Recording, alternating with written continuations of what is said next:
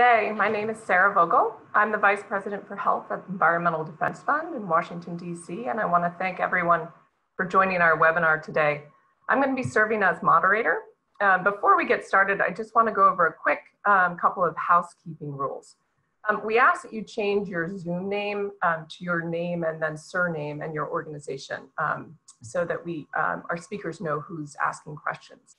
You can use the Q&A icon at the bottom of your screen to post questions to the speakers. And we encourage you to post questions throughout the webinar, and we will try to answer as many as we can. So welcome to today's discussion, Clear Skies to Clean Air. This is the first in a series of 3 Friday dialogues aimed at informing how we build better, greener, more resilient post-COVID-19 societies. I want to thank all the organizations and professionals who've made these high dialogues happen. This is a collaborative effort among the OECD, the World Wildlife Fund, the Environmental Defense Fund, and today in collaboration with the World Bank. Today, we're going to be focusing on how to rebuild healthier societies in the wake of this pandemic in ways that abate air pollution, increase health protection, and advance our climate goals. The second dialogue will cover human health and food systems. That will be held next Friday, 3rd July. And the third dialogue will discuss how we build a nature-positive economic recovery based on putting nature at the center. And that will be the 10th July, the 3rd Friday from now. So around the world, we've seen, and I think been astounded in some places by the sudden improvements in air quality that have resulted, of course, due to the response to COVID-19. This has come from an artificial and temporary break on the global economy, but it's drawn renewed attention to the devastating impacts of outdoor air pollution that is cutting short of the lives of nearly 5 million people worldwide and costing the global economy more than $5 trillion every year in welfare costs. We know that air pollution is causing lung and heart disease and putting individuals at greater risk of severe COVID response. The impacts of air pollution and COVID-19 are not affecting all parts of society equally.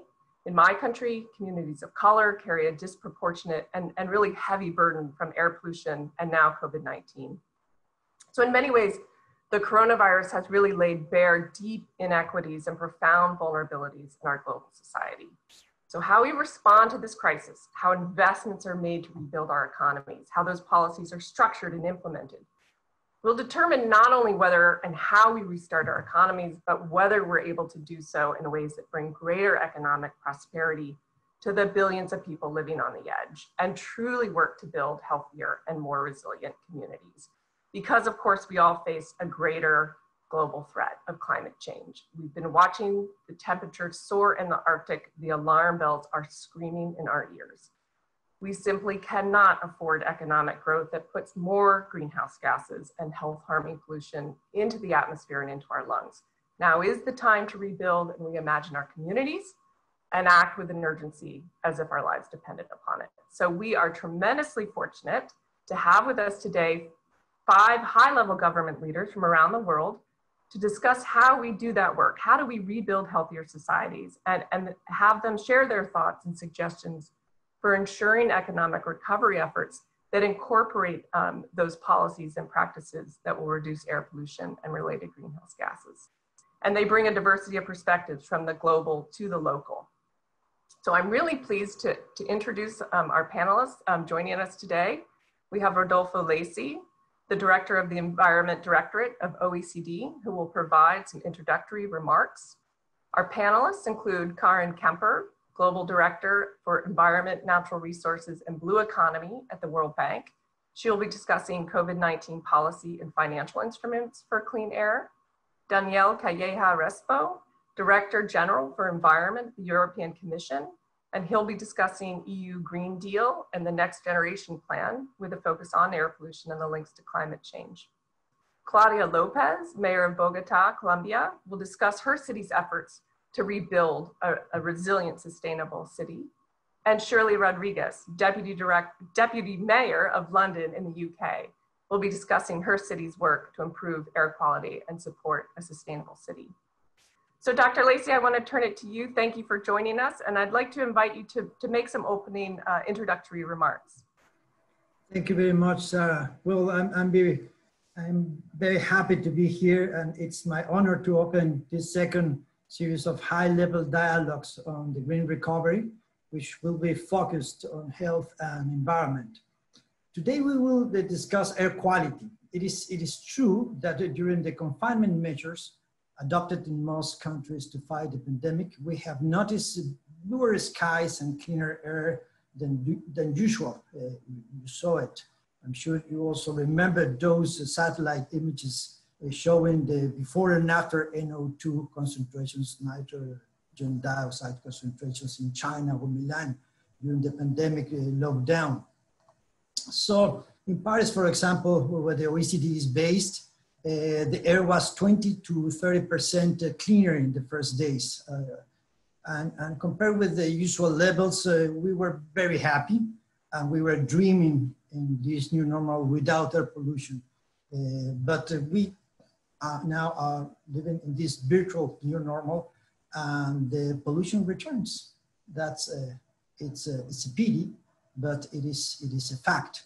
We know that these positive effects during the pandemic were only temporary, and we are already seeing rebound effects with some countries and cities going back to pre-pandemic levels or even higher.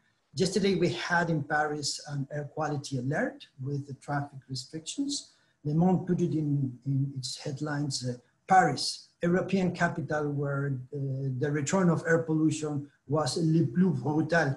You know this French language, the most brutal return of pollutants. Of course, pollutants that are related with photochemical pollution.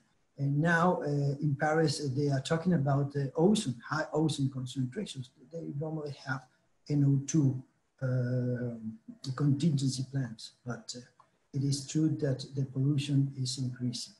So air pollution is the world's largest environmental health risk.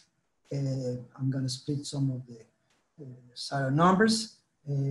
So we are estimated at 3.4 million premature deaths a year from outdoor pollution by fine particles and ozone, and for the 1.6 million premature deaths from indoor pollution. We are thinking that this indoor pollution is mainly in developing countries, but it is not true.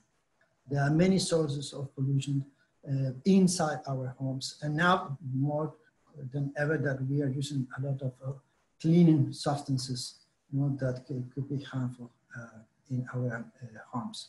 Exposure to air pollution is associated with a myriad of adverse health effects and outcomes, such as increased risks of cardiovascular, respiratory, and developmental diseases, as well as higher risk of overall mortality.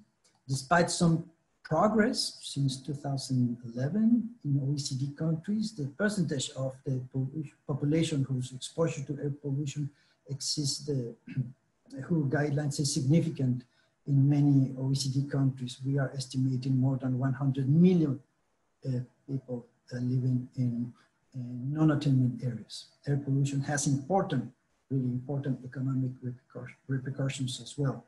Welfare costs of premature mortality due to PM2.5 pollution are equivalent to about 3% of GDP on average, and projected to more than double in OECD countries and increase tenfold in non-OECD economies by 2060. Fortunately, the evidence shows that there are many actionable measures that we can take to improve air quality. Although the pandemic has called attention to the magnitude of the cost that society currently bears due to high levels of air pollution, it has also demonstrated the potential for targeted mitigation efforts to generate rapid and significant improvements. And the accompanying economic benefits in terms of improved health are quite relevant. Let me conclude with a few recommendations of what governments and mayors, and I'm really pleased to see the Mayor of Bogota and the Deputy Mayor of London in the panel. Thank you very much for being here with us today. And I was saying that we have some recommendations. You know, OECD is a policy think tank, and we believe that we need to continue to enforce existing air pollution regulations and ensure that any emergency responses to the COVID-19 crisis do not exacerbate air quality. That is fundamental. We have to reallocate road space to support public, active, and light modes of transportation. I'm coming every day to my office using my bike. When we moved to these new offices, the Environment Directorate at OECD, we asked the municipality, La Mairie, to build a bike lane in the road. And they answered us, well, perhaps in 2 or 3 years we will do it. We are doing some consultations and we are, of course, joining some budget for that. But suddenly with the pandemic, they did it in 6 months. So now I can come every day from my home to the OECD. It's more or less 2.3 kilometers in an exclusive bicycle lane. So I think that if the cities are capable to do this because of health reasons, I think that we can do it for many other purposes. Of course, you can save time, you can be more healthy, and you can, of course, produce also jobs, temporary jobs, but permanent environment, healthy conditions. We have to accelerate the extensions of low emission zones in cities. London has a very good experience on that. And we have, and also Bogota, by the way, they have a splendid air quality measures. And we have to expand and upgrade air quality monitoring networks, as well as the provision of air quality information to the population. That's very important. Use Earth observation data to fill information gaps is the next frontier in the air quality management. Now that we can see through satellites many concentrations in areas where we don't have air quality equipment, it is good to use geodata for that. So thank you very much for being here. And I'm happy that this is the first of a new series of dialogues that we will have with all these relevant organizations. Thank you. Thank you so much, Dr. Lacy, for giving us that broad context. I'd like to turn now to Karin Kemper. Dr. Kemper, again, thank you so much for joining us today. The World Bank has obviously played this central role in supporting incentivizing development pathways. So countries and cities are grappling with enormous and tremendous economic challenges. So from your perspective, where you sit, why prioritize clean air recovery and in the stimulus plans? And you know, you can expand into what that might look like. Thank you, Sarah, and thank you for the invitation to be here in this really important discussion today. I think we've heard some of the reasons already from Rodolfo, Lacy, why cities and countries should really focus on air pollution in COVID-19 recovery. There's a number of reasons for that.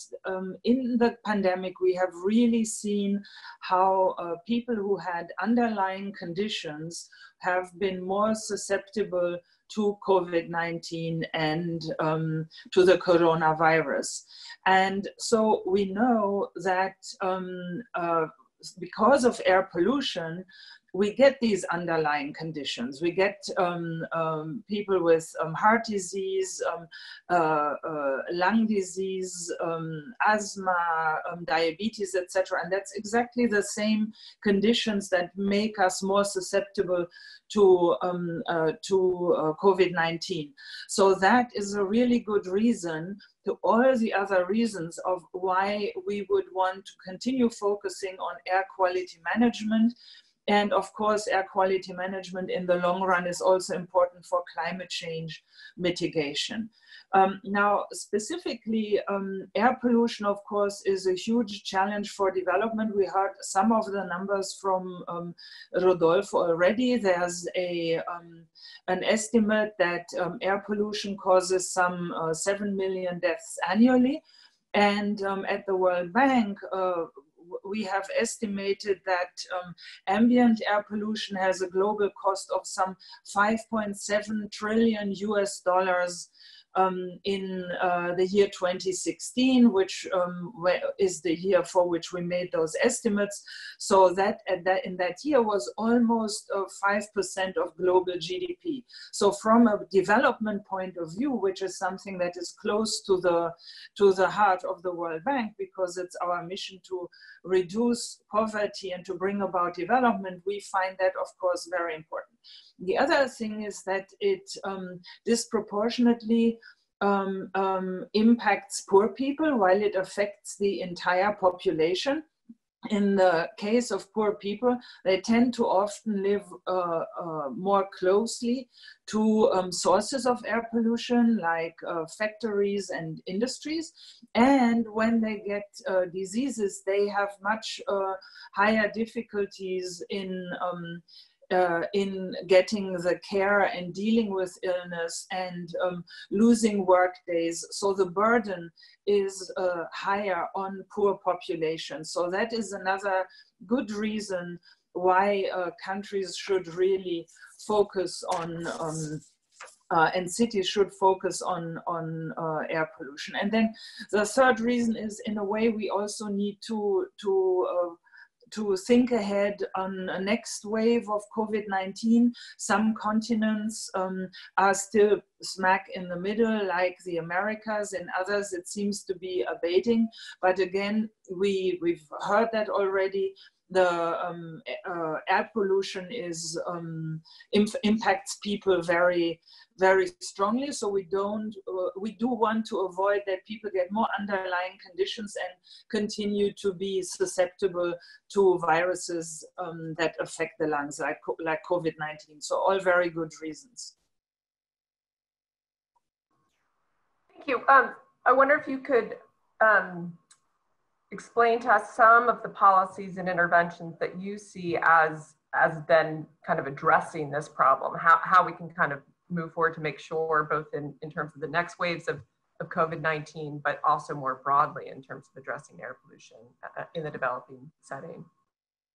Yeah, one of the things with air pollution is that it really lends itself to policy interventions. So you could think about restructuring subsidies that hurt the environment, or adopting economic instruments that would provide incentives to abate air pollution. So there's a few things that one could do. So there's the old adage that you cannot manage what you're not measuring.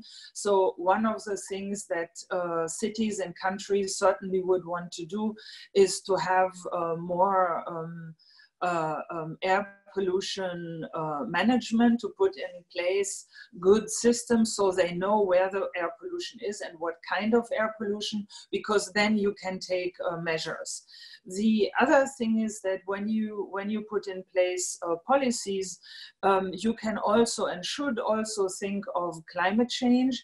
So the combination of reducing local air pollution and mitigating climate change would actually lead you to targeting the reduction of black carbon emissions, and that is a component, for instance, of PM2.5 and short-lived climate pollutants. So that is something where one would want to put a bit of an emphasis, because one will have a double win.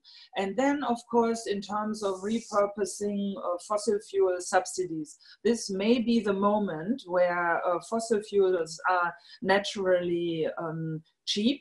to repurpose the subsidies and move the subsidies that go into fossil fuels and use them for other things, be it in the health sector or in education, or routing funding to populations in a different way rather than making fossil fuels cheap. The IMF recently estimated that globally there's $4.7 trillion or 6.5% of global GDP as subsidies for fossil fuels. So there should really be possibilities of doing something in that regard.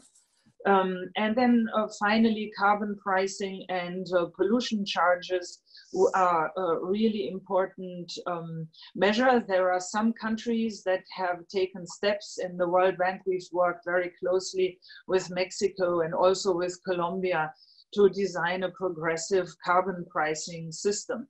And that is certainly a way that countries can go, and that will then have an impact on air pollution. So there's a number of policy measures that one can take and that air pollution issues lend themselves to. That's really helpful. I wonder if I could follow up with one final question, which would be, how do you see that incentive structure working in terms of being able to transfer those subsidies, for example, or the carbon pricing? It's always the quintessential issue, right? How do we make this happen? Where do we find that leverage? And where do you see the bank and other multilaterals coming in to help provide some of that incentive structure? So there's maybe two parts to this question, which is a really, I mean, you put the finger on the spot, and I'm sure we'll hear from the other speakers about that, how they have done some of those things, because I know that some of the cities we'll hear about are doing exactly that. So one part is repurposing subsidies. That's why I was emphasizing that. It is one thing to just cut subsidies, then you will leave people without an income that they have come to count on. And especially for poor people, that is very important. So thinking about how one can repurpose subsidies so that people will still have the same income, but they can choose what they use it for, rather than putting the subsidy directly on fossil fuels, which will incentivize the use of fossil fuels. That is one of the things that one can and needs to do. And the other thing is to communicate around it. Usually people don't like surprises, so there needs to be very transparent communication. Now, a couple of things that we are doing in the World Bank, we have a range of instruments around air pollution, and or actually around all of our investments. So one thing is we can, for instance, finance in countries directly the physical system for to measure air pollution. We are working, for instance, with Peru to develop an environmental information system that will expand the country's air quality monitoring network to 6 new cities. So these are some very concrete things that we can do, and we do similar things in other countries. The other thing is we do support countries with the development policy lending, where countries say, well, this is what we would like to do to bring down our air pollution in a variety of ways, and we can provide a budget support to countries in order to go through with that. That also is very useful in the shifting of subsidies, because there is money that gets into the government's coffers. And then the other thing is it's a very interesting instrument that we have, for instance, used in China, in Hebei province, around the Beijing area. And that is something that we call payment for results. And that is where we agree with a government of what the government wants to achieve. And when it achieves those targets, which in that case were major reduction of air pollution from agriculture, major reduction from coal fuel cook stoves to move to cleaner cook stoves, and also to exchange fossil fuel driven or diesel-driven buses for natural gas, which is a much better step upwards. So once the targets are achieved, that is when we disperse the funding, and that really gives the flexibility to a government to use the measures that it thinks is the best measure in its country, and then they get paid for it. So that has become a very popular instrument. Let me stop there maybe as we get further into the discussion. Great, thank you. That was wonderful, laying out a lot of framework. I just want to remind folks that you can, use that Q&A button at the bottom as we go through to just start adding in questions. Daniel Calleja, I'd like to bring you into the discussion.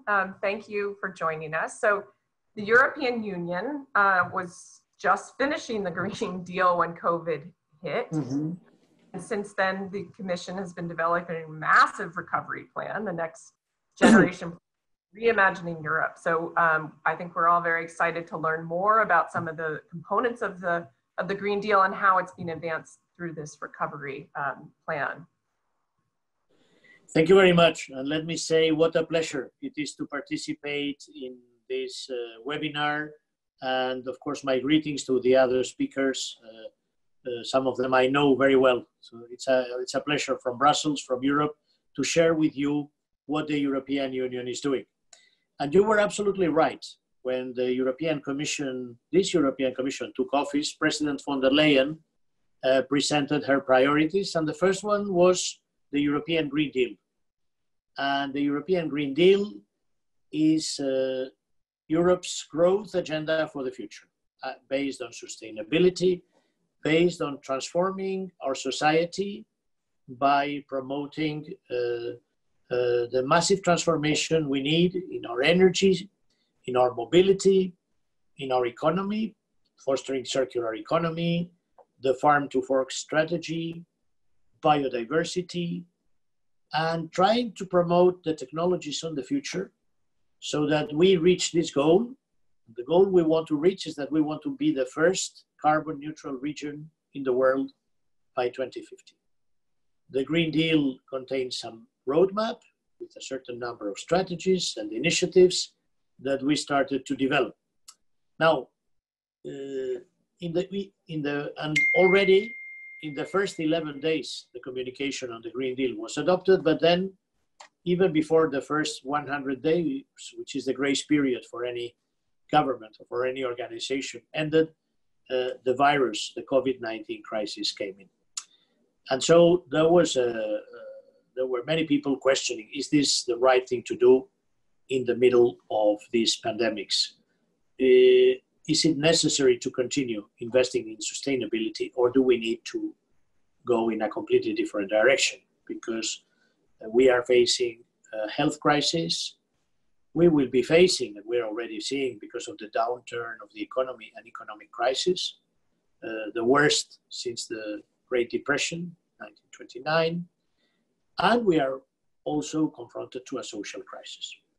Well, the European response has been that we need more than ever to concentrate our efforts on the green economy. We believe that the trends of the future will be the 2Ds, decarbonization and digitalization. And it is extremely important to move in this direction. Now, how to do it? Here comes the big news, the big development, is that what the European Union has presented is a massive package for investment, consisting of, over the next 7 years, a revised EU budget, so that we are able to pool our efforts and to concentrate on the areas where there will be more promising. And then there is the new instrument, which is the Next Generation EU, 750 billion euros. And this is a historic moment. Some people are talking about a Hamiltonian moment, similar to what Alexander Hamilton did in the US when the Federal Reserve was created and the debts of the state was mutualized. Well, for the first time, the European Commission will be going to the markets. We will be issuing bonds to finance this big 750 billion euros to finance and to concentrate the efforts on the sectors that will be key to ensure the economic recovery. Now, why is it called Next Generation EU? It's called Next Generation EU for two reasons.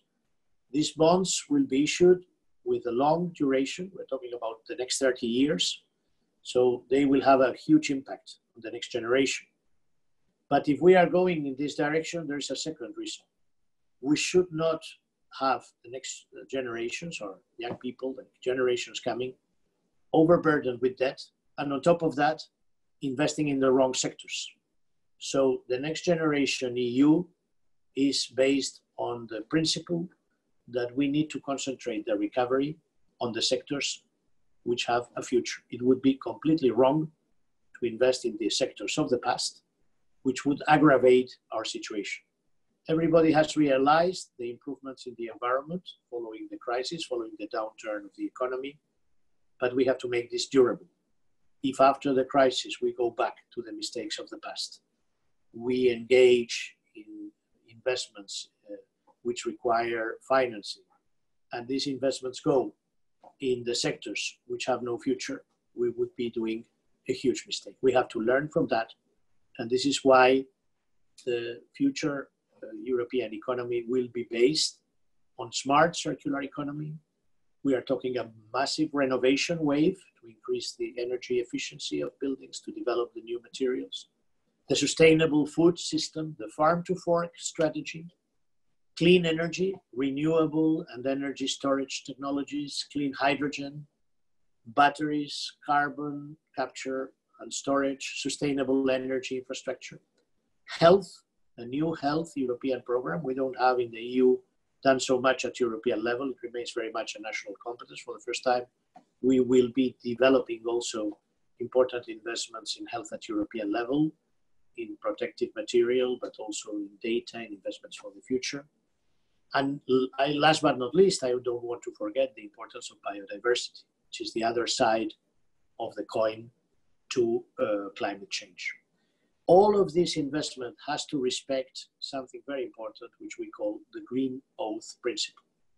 The Green Oath Principle means the do no harm principle. These investments should not harm our objectives in terms to create an economic more resilient and low carbon circular economy for the future. So I think I would stop there, but I'm very happy to provide you further information on this huge effort that Europe is doing in terms of the scale, but also in terms of the quantum shift to a completely new approach in the way that we deal with investment, in the way that we look at the way we produce, we consume, and we conduct our lives in our societies. Wonderful, thank you.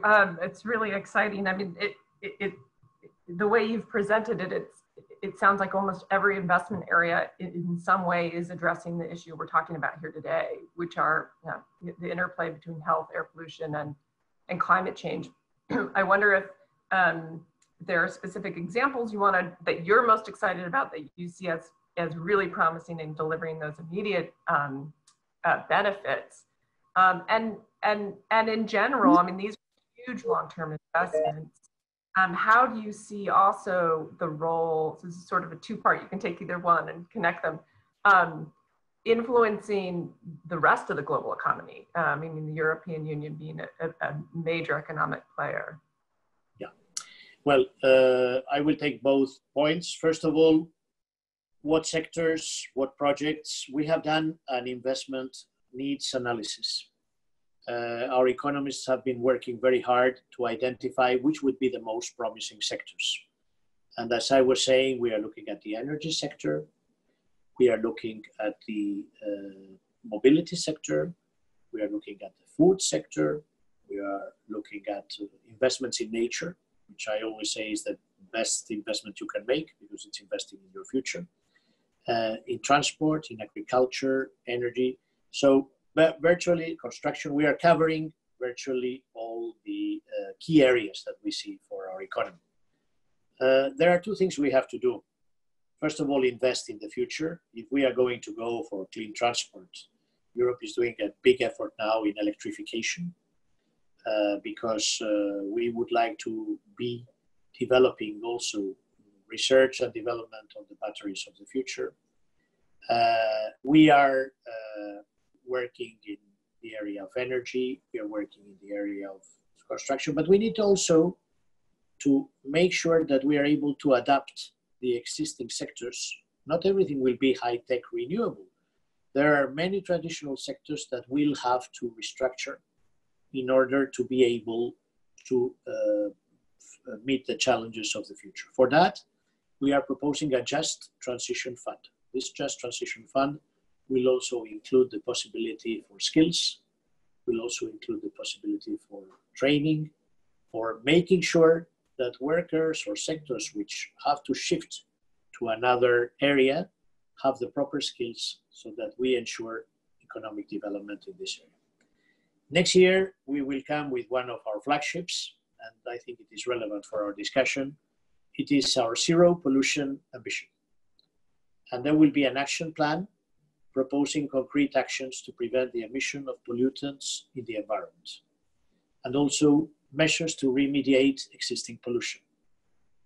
It is clear that if we look at the air we breathe, at the water we drink, at the soils, if we take into account the pollution, a lot of measures which will address pollution will also have very positive economic developments, not only in terms of the health, but also new opportunities. And they will be fully consistent with climate, with energy, and the circular economy.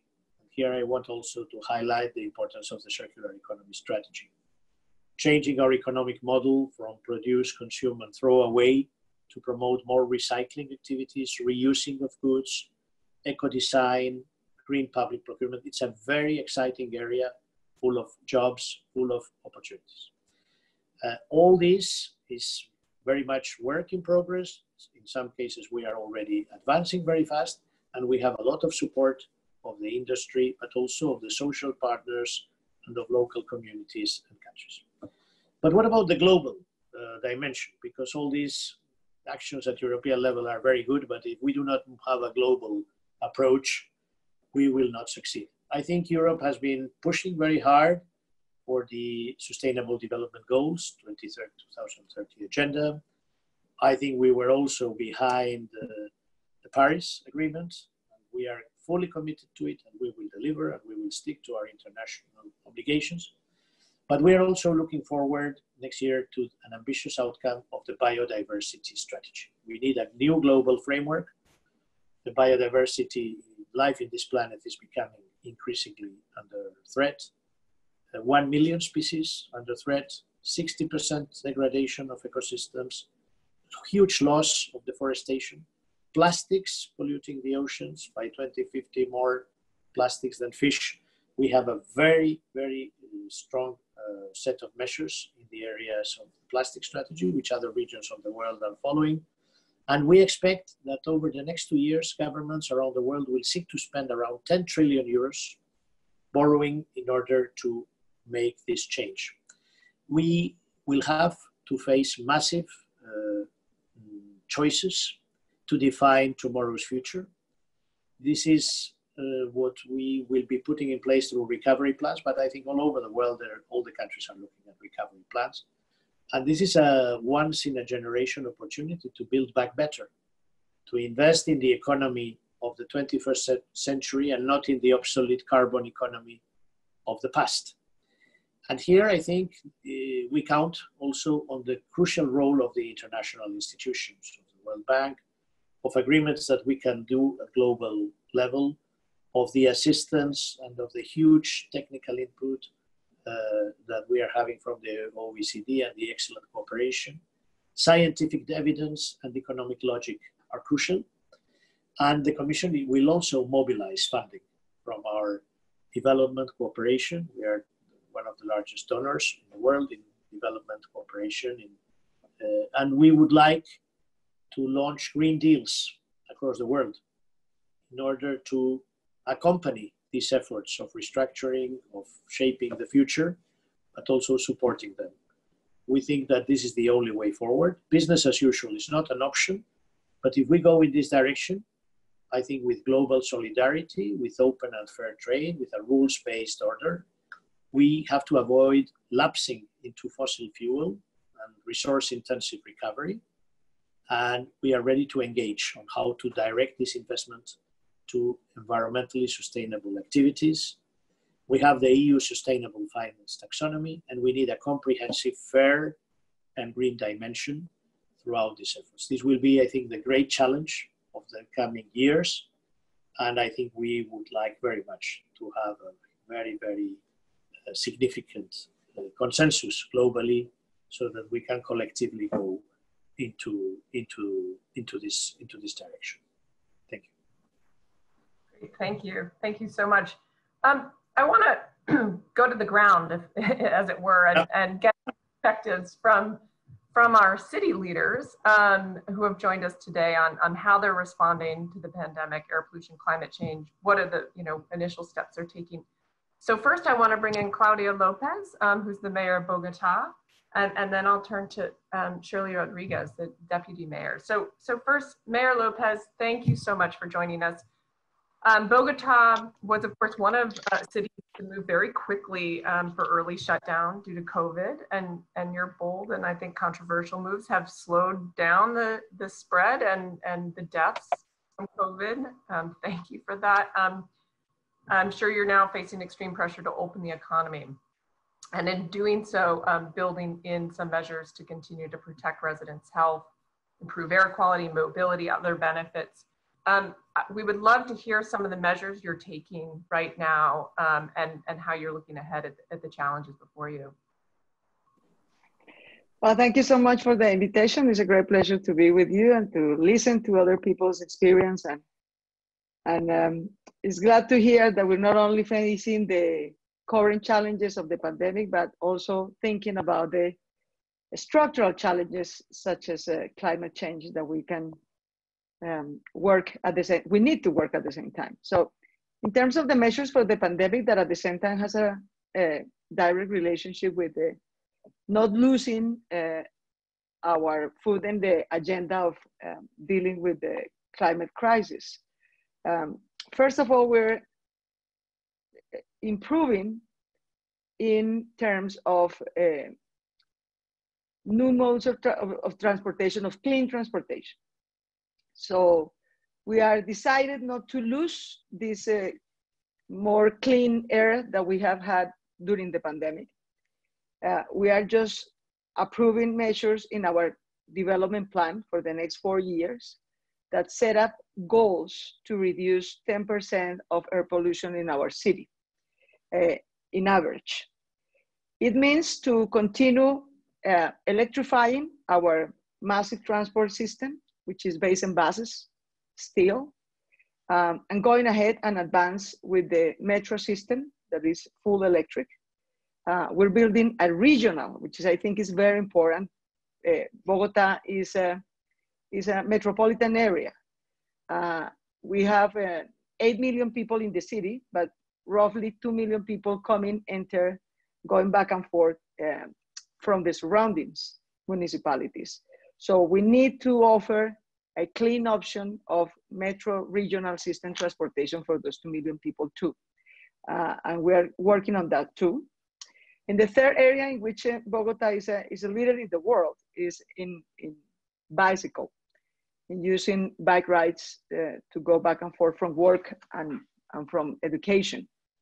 We are now having 1 million, more than 1 million trips on a daily basis on bike. We already have 560 kilometers of cycleways, which is, I think, is the most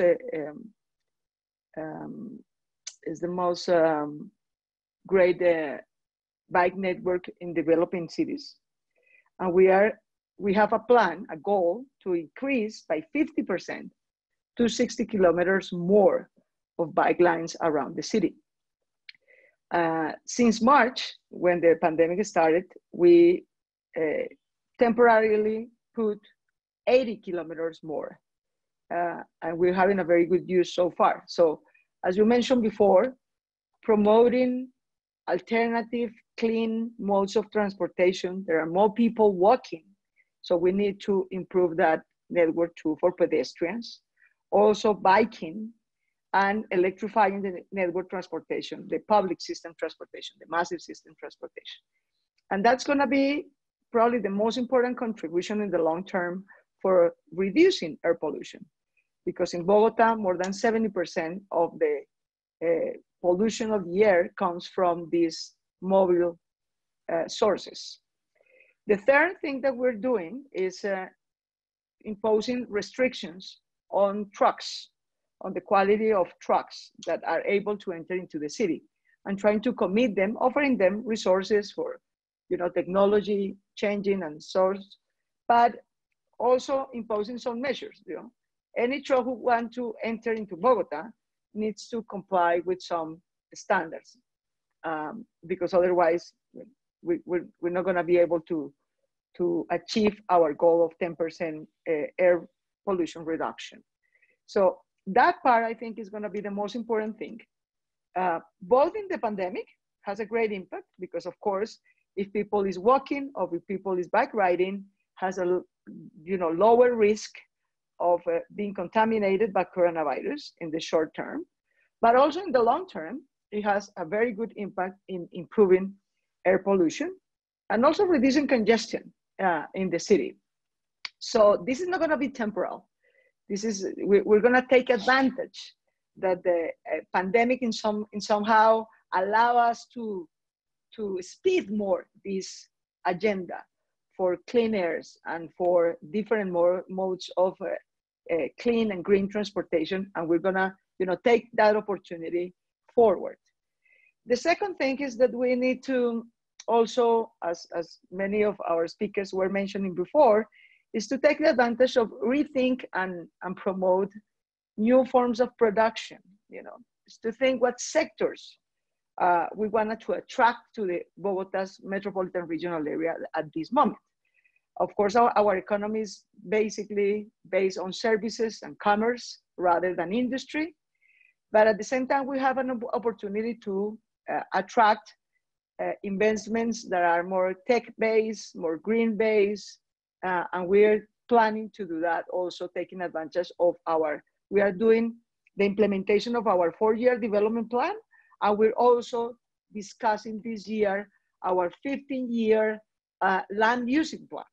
So we have this great opportunity to use these two tools to decide which kind of economic sectors, of industries, tech industries, green services, and so forth, that we can incentivize to come and to establish and to strengthen Bogota's economy. That's a second thing that I think is a great opportunity to connect the two agendas. And again, it's good for the pandemic in the short term, because then people can work, take base, work at home, work on technology. They don't have the need to go to closed offices that are not very healthy in terms of the pandemic, but also we can attract in the long term more greener and tech-based kind of sectors and economy. So that's the second thing that we're working on now. And I think the third thing that is important and that will help us is that even though we are a metropolitan area by de facto, we are at 10 million people in metropolitan area, but we don't have an institution for the metropolitan area. So we are building now. We just approved. That was sort of a miracle in the middle of the pandemic. Half of Congress was not working. They have a great discussion whether or not they could work, they could have sessions or not. And we were able to pass and approve a constitutional reform that allow us to build an institution for the metropolitan area. We are creating the metropolitan area between Bogota and Cundinamarca. Cundinamarca is the province that is surrounding us. There are 46 municipalities in particular that are surrounding the city. And that's very important because we share with them an ecological structure that we need to protect. Bogota exists in the middle of Colombia, in the middle of three high mountain system, more than 2,000 kilometers away from the coast. And if you come to Colombia, you always could think, what the hell is Bogota located right there? How could you build a 10 million people city in the middle of such a difficult geographical circumstances? And the answer is, well, we locate here because 3,500 meters above, we have the greatest moor system in the world, which is the moor system between Sumapaz and Chingasa, where we can have water coming clean to us and relatively cheaply. And we need to protect that moor system on that ecological structure, but it is regional. So if we don't have a regional institutions to take care of that, we're not gonna be able to protect it. So this building of institutions in the metropolitan area is very important. First, for environmental protection in general.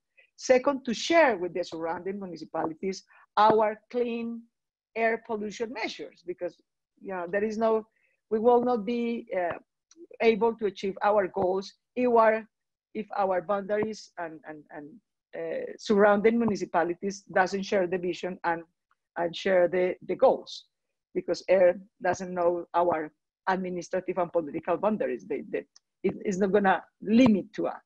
So that's important because of that. And also because we need to build this clean, massive transit system at the regional level, because otherwise we can have, within the city, this metro system, this bike system, this pedestrian system.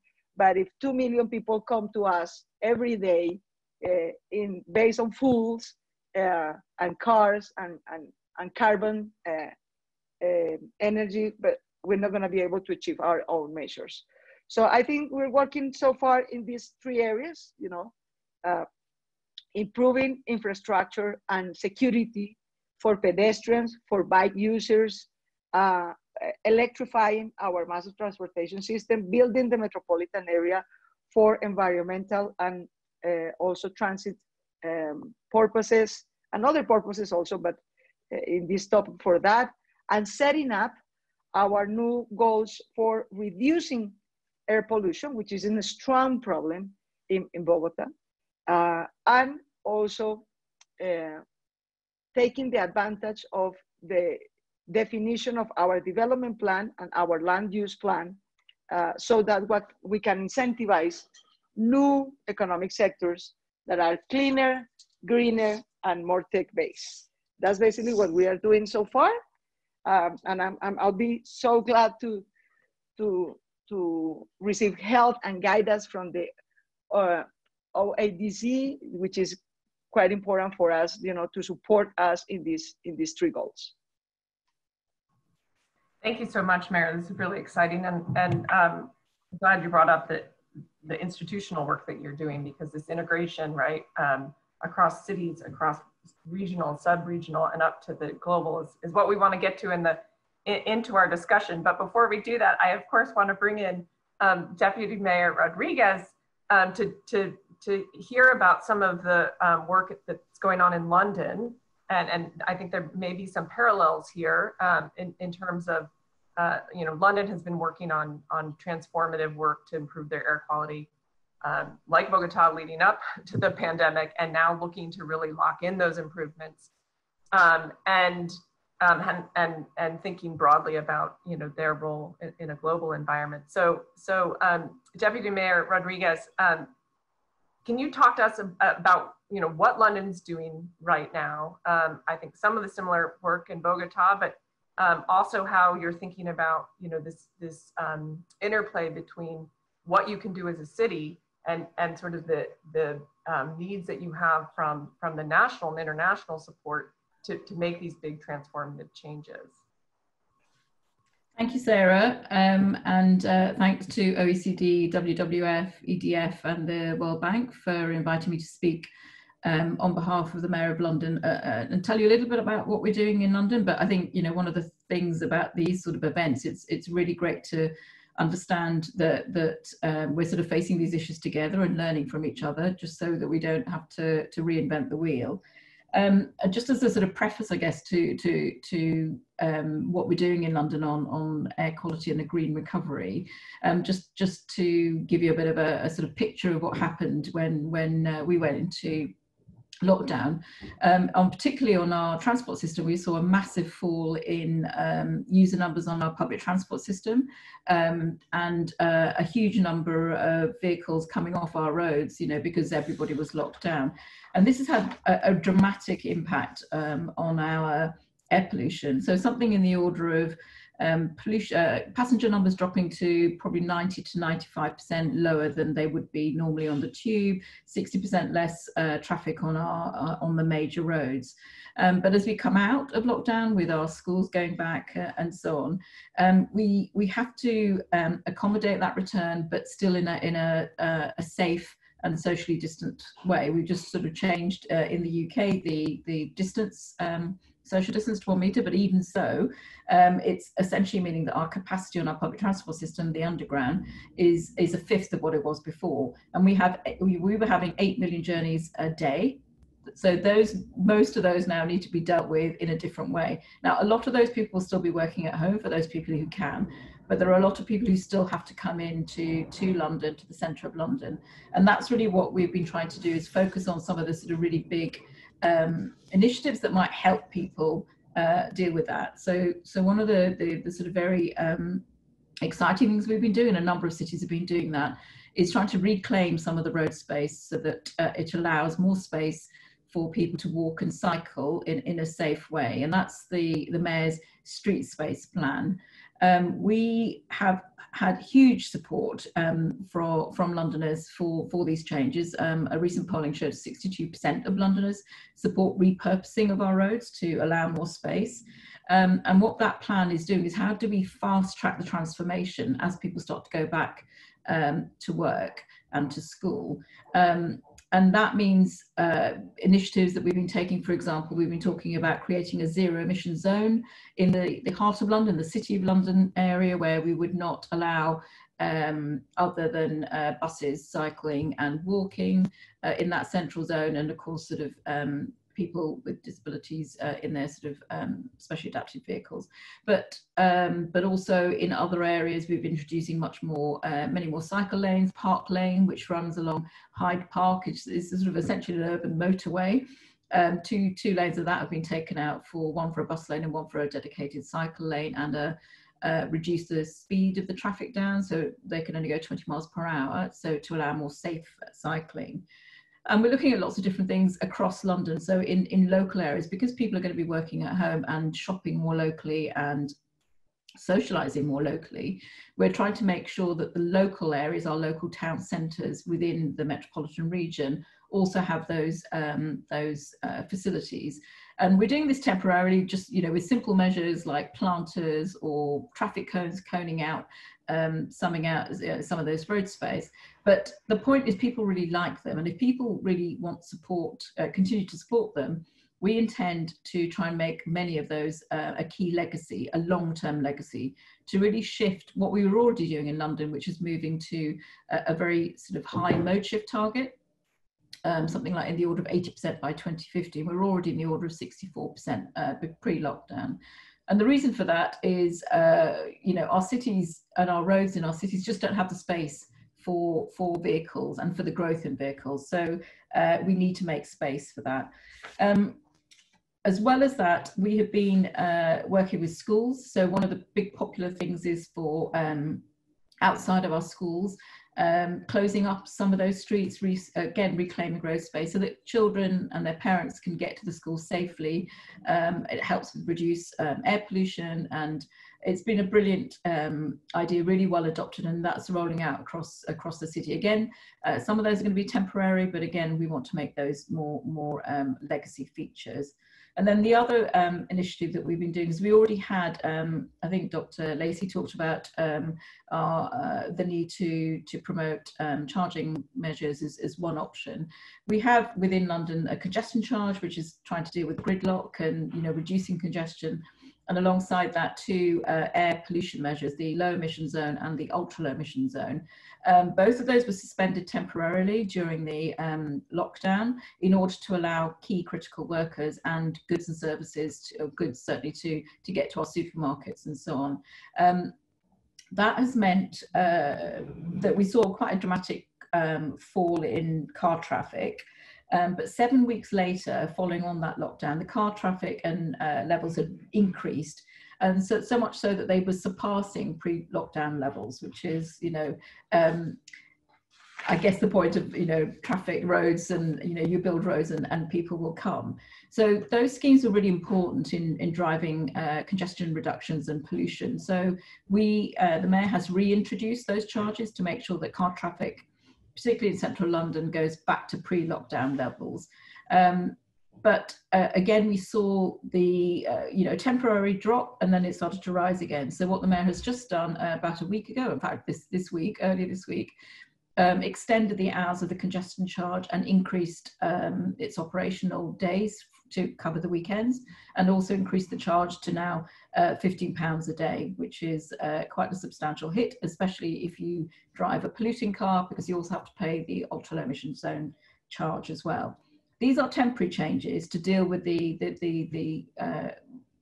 you know, to prevent the sort of a car-based recovery. And that's because of the environmental and social benefits that they bring. But alongside other things as well, you know, the mayor had a number of policies that we were working on, which Mayor López had already talked about electrification of our public transport system, helping people with scrappage schemes so they can de-license our taxis that were polluting and move to cleaner ones. And I'm sure I can talk about that a little bit later as well. Great, thank you so much. I want to start to weave in some questions that we've been getting on the Q&A, and sort of build off some of the things that you just walked us through, as well as Mayor López. The sort of tension between some of the work and transformation on the cities and the impacts on vulnerable communities, sort of this environmental justice impacts. The cities are needing to fund a lot of this, so the question there is, you know, how are those tensions playing out? And then I think, you know, this comes into thinking about the larger transformation that we heard Daniel talk about investments in clean energy that need to happen from a really high level, right? The cities can be promoting electrification, but what does it mean to transform an entire region with investment in infrastructure? So maybe first to you, Deputy Mayor, and then we'll open it to the panelists. Can you talk to us a little bit about the tensions of the equitable distribution of some of these efforts as you see them in London? It's absolutely a key issue. The Mayor, Sadiq Khan, has absolutely said from the start that air pollution was a key priority of his administration. And he didn't see this just as an environmental issue or just as a health issue, but a social justice issue. We've done a lot of research in London that has showed that the impacts of our toxic air pollution in London has fallen unequally on people. So that in high density areas, you know, where a lot of vulnerable people live, a lot of Black and minority ethnic population live, they are the ones that are most likely to be susceptible to those pollution areas, least likely to own a car and cause the problem. So that was one of the key things that we looked at. And then of course the pandemic has highlighted that you know, inequality. It's also exacerbated that inequality, and we're seeing so much emerging evidence now of that load, you know, unfairly falling on a few, you know, a fewer part of the population. So what the Mayor has done is to make sure that we are addressing that. So for example, I mentioned scrappage schemes. So we've instituted some scrappage schemes that are focusing on the most vulnerable, so that they are able to change their vehicles or move to cleaner forms of transportation or public transportation. We've been lobbying government very hard to make sure that these scrappage schemes are national schemes, and that we're also given the powers and the funding in order to be able to target those areas.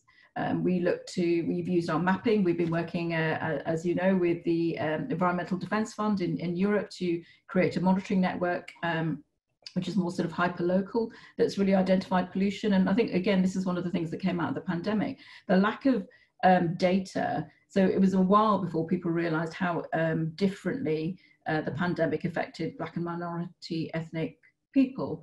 So unless you have the data and understand where the hotspots of pollution or the hotspots of inequality are, you can't really target your resources and your efforts. And I think that's been a really big issue for us as well.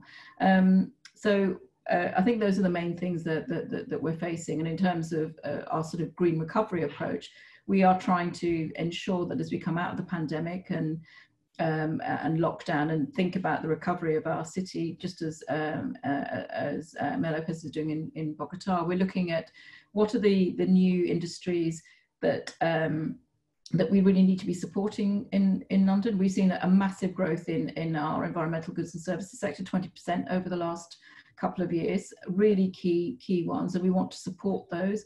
These are the jobs that we want people to transition to. We had a number of people on furlough that will be coming out of furlough. That support will be ending. Those jobs we hope will stay, but we fear they won't. So how do we support those people into the cleaner, greener jobs? Part of that can be driven by us in city level with some regulation and procurement, but a lot of it has to be helped by government. And so we're doing a lot of work with our local authorities and with other metro mayors and so on to lobby government for green stimulus packages, essentially, that as we invest, put more investment into the country and into London, that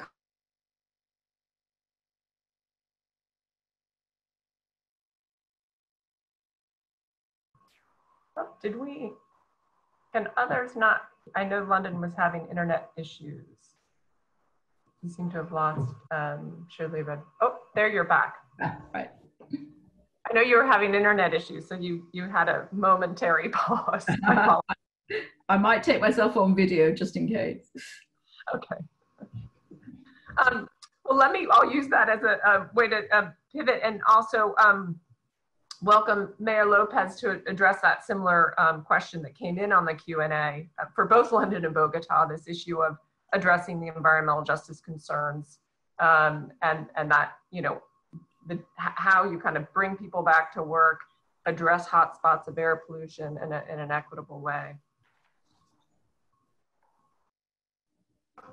You're muted. Thank you. And I will say that different from London, of course, we're in a developing economy.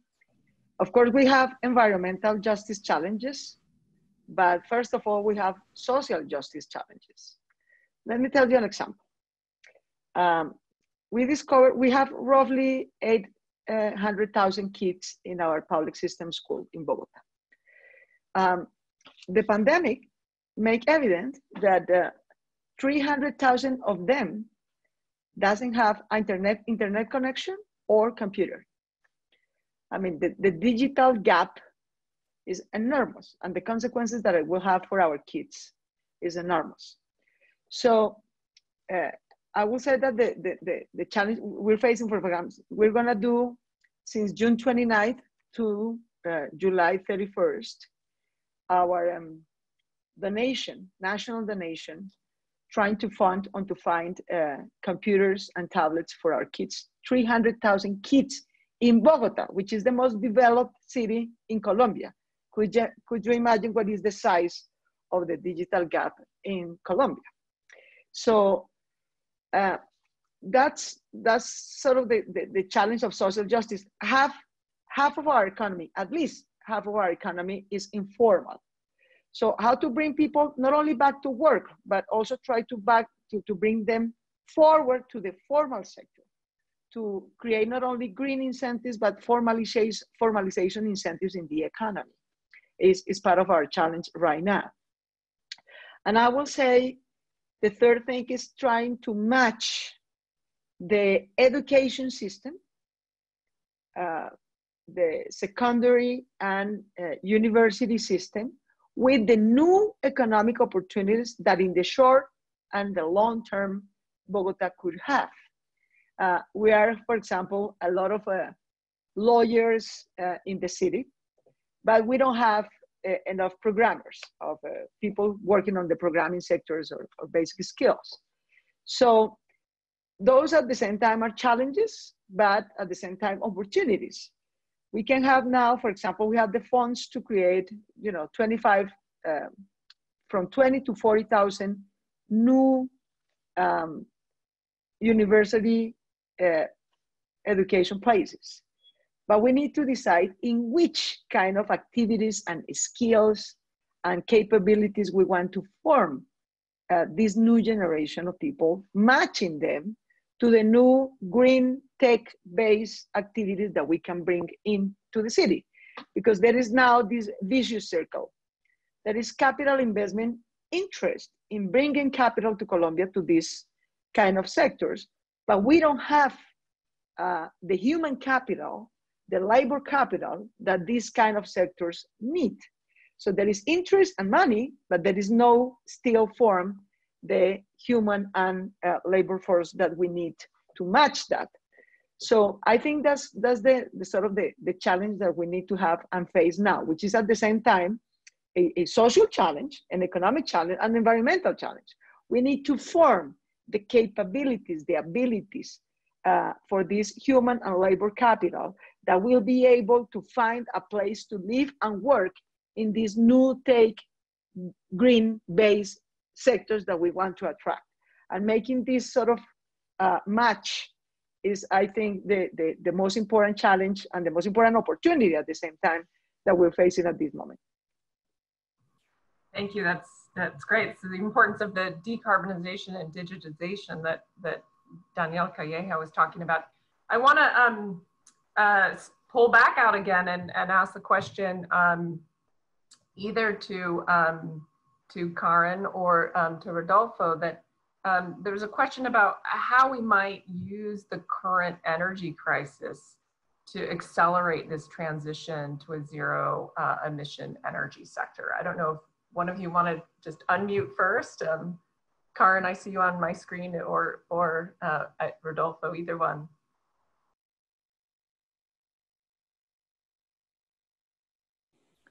Maybe, Sarah, maybe a quick word on that, and then would also be interesting to hear from Rodolfo. I think we have heard a lot from the various colleagues and speakers on what to do in terms of going for a green recovery and for a greener trajectory. And that is related to lowering the carbon emissions and for putting in place a lot of policies. I have to say it has been fascinating for me to hear all that Bogota and that London have been doing to use the current pandemic crisis to drive the green recovery, and then the examples from Europe. And I just like to say that there's a great opportunity right now in the context of all of the stimulus packages that are happening all over the world to shift investments into cleaner energy use, into alternative energy use and less energy use. And I think we've heard a lot of examples at the city level and at the European level on how to do that. And that is certainly something that in the World Bank, we are also working with governments to go in that direction. That's great, thank you. I want to just follow up, because there was another question directed at you as well, which was whether you could provide some an explicit example of a sector really moving, reallocating its fossil fuel subsidies without, with minimal kind of economic immediate impact or political impact. It's a specific question. I don't know if you have a good example for this question. Well, one example that you could use is, for instance, in agriculture. You could move the subsidies that go to fossil fuel-based fertilizers which can be very harmful for the environment when applied in large quantities. And you could route that same money directly to farmers and provide them with other incentives for an environmentally healthier agriculture. So they will still have the same income that they need. In most countries, agriculture is subsidized in one way or another. But you would take out the fossil fuel incentives in that regard. And this is something that is also being discussed very much in the biodiversity debate. So it cuts across both air pollution and water pollution and biodiversity. So that is one concrete example. That's great, thank you. This is sort of a broad question, and maybe we'll use this as kind of almost like a wrap-up question for all the panelists. I think there were a number of questions that people were asking about sort of what are the near-term sort of immediate policy measures that we could take to sort of stimulate innovation for clean air in the private sector, but also sort of first steps and I know this will depend on where you're at, but sort of what are those sort of near-term, immediate steps that people should be taking if we're going to start, moving in this direction of clean air, clean energy. Danielle, you want to go first? Thank you very much. I think you have put the right question on the table, because I think we need to do two things, and they have been in the debate. And I was very, very struck by the convergence from different positions, from the economic institutions, from European level, but also at the level of the cities. As we all agree that we cannot avoid, after this crisis, going back into the sectors of the past or making the mistakes of the past. So how do we mobilize the projects? How do we identify the way forward? What are the most promising areas? And I think this is also an issue of governance. We need to ensure that we work with business. The public budgets, even if we have all these stimulus packages, will not be enough. And this is where the sustainable finance comes in. At European level, we are also developing a taxonomy. We are trying to classify the economic activities and indicate which are the most promising ones in terms of the green economy, which are the ones which can contribute more in terms of decarbonization, in terms of jobs, in terms of innovation. If we go, for example, for renewable and energy storage technologies, if we go for batteries, if we go for sustainable energy infrastructure, if in the cities we launch a renovation wave to develop the standards and the buildings of the future, if we work with the transport sector, if circular economy, we have found out that in Europe, but across the world, there are a lot of business opportunities in recycling, in reusing, in startups linked to the. So I think this requires a reflection on how do we bring together the governments, the regions, the institutions, how do we mobilize the sectors, how do we address the social justice issues, and how do we avoid wasting money in sectors which have no future and on which we will have to spend additional money to clean up the mess that we will be creating now with this stimulus package. And I think this is an issue where a lot of work will be needed in the coming months, coming years, at all levels. I am very encouraged when I see the examples of the city. I think London is a very good example of the congestion charge, for example, a very practical measure. Or I have been in Bogota. We have done with Colombia dialogue on circular economy. I've even visited Chingaza and see the jewel of biodiversity that they have.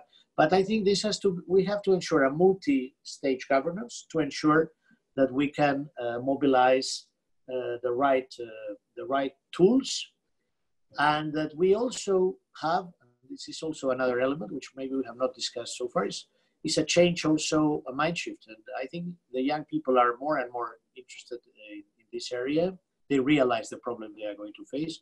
And I think there has also to be done a lot of action on education. The education systems need to bring this awareness and behave in this issue. And then there's something which at the European level we are doing. We will be introducing conditionality. If we are putting in place all these massive investments, there has to be a way to ensure that this goes into the green, into the digital. Otherwise, we will not be able to finance, to support activities that go in the wrong direction. So I want to bring into the discussion also this issue of how can we frame these issues in a governance which ensures the buy-in, which has the appropriate integrated element. I think at European level we are always inventing concepts and the things. We are talking a lot about a climate pact, about a kind of agreement where we can join forces under the Green Deal to say, well, this is the way forward. I think in the United Nations, this concept of building back better together, I would add the word together. I think this should be something where I think we are not yet there, and we need to do this in the best possible way. We have to be pragmatic, but we have to be inclusive also. Great. So I'm going to do a rapid fire since we're almost at the end to build off a lot of what you put on the table. Just maybe it's an unfair question to Karin and Mayor López and Deputy Mayor Rodrigues. If you could wave a magic wand right now and have one thing happen tomorrow, what would that be? So in 1 minute or less, what would that be, Karin?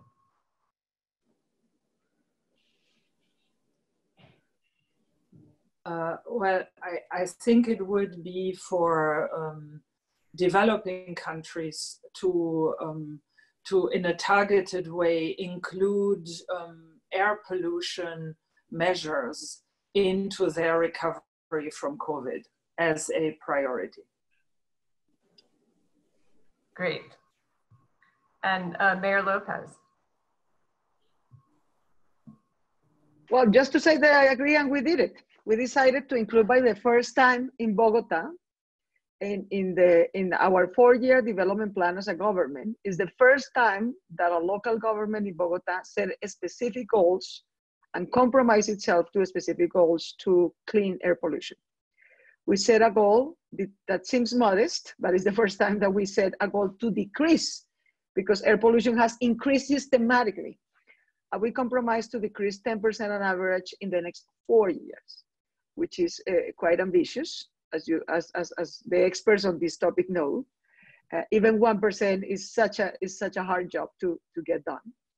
So I agree. I think in the case of Bogota and many Latin American cities, we need to push back. I want to tell you, very openly, where I think we have a great opportunity because of this pandemic, to take out, the use of the car, of a private car, which is usually based on fuels, is not only a matter of transportation in our society. It's a matter of class.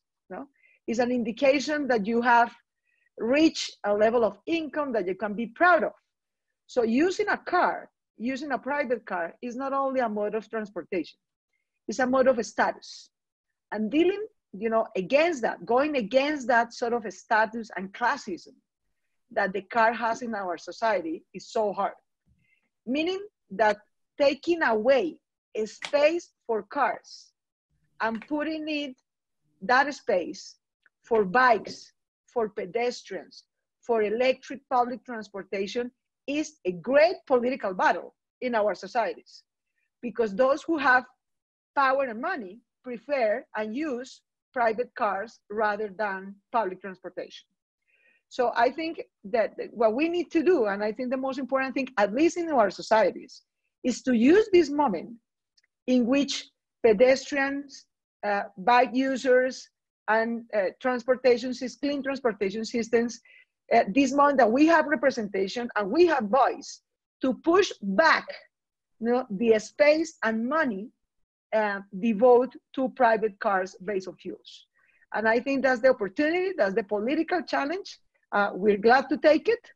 And in fact, if we are able to use our moment and our voice and our representation at this moment to push back the car, it will be a great political gain and a great environmental gain. And that's why we set these sort of goals in our development plan. And also we're going to include that path for the 15-year land use plan that we're going to approve this or next year in Bogota. Wonderful. Thank you. Deputy Mayor Rodrigues, the last word. What would you have done? My ask of our government would be adopt the WHO health-based guidelines. As you know, we've exited the EU, so we need a new regime, and that would be absolutely critical. And then devolve powers to the cities. You know, we can't have a sort of centralized approach. Citizens, you know, deal with their local authorities, their mayors. Mayors know what that is needed in those cities, working with those communities. So devolving the powers and the funding alongside of that, so that we can push that electrification agenda, the green recovery agenda, the reclamation of roads, so that we avoid a car-based recovery. Absolutely critical. And I think Daniel talked about some of the wider issues. You know, in the UK, especially in London, retrofitting our homes. You know, we've got a very good zero carbon policy for new homes, but retrofitting our homes, which will help tackle our carbon issues, tackle air quality from getting rid of boilers, but also help fuel poverty. That would be a brilliant thing to do. Thank you. Well, I want to thank all our panelists today for a really wonderful conversation. I think that we could keep going for another 90 minutes, and I want to thank all our participants for staying on and attending today's dialogue, A Green and Healthy Recovery. And we hope that you enjoyed the discussion. There's going to be recording made available on the website, and we can send that around. It's panda.org /OECD WWF Green Recovery. You know, OECD, WWF, and EDF and with the World Bank are so pleased to have launched this Friday series. As a reminder, the next one is next Friday, 3rd of July, on human health and resilient food systems, and then building that nature-positive economic recovery. And you can register for those on that same website. So thank you all, and I hope you all have a wonderful Friday. Thank you. Weekend. Thank you very much.